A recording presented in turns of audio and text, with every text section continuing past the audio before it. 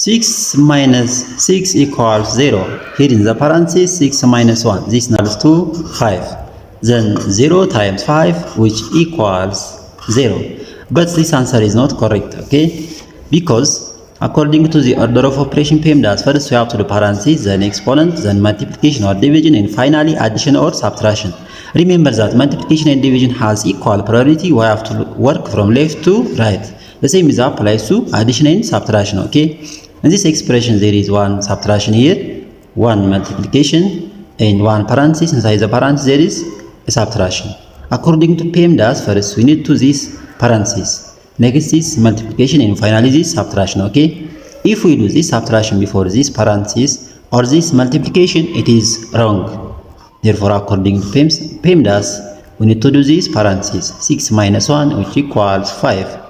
Then 6 minus 6 times 5. Here there is a one subtraction and one multiplication.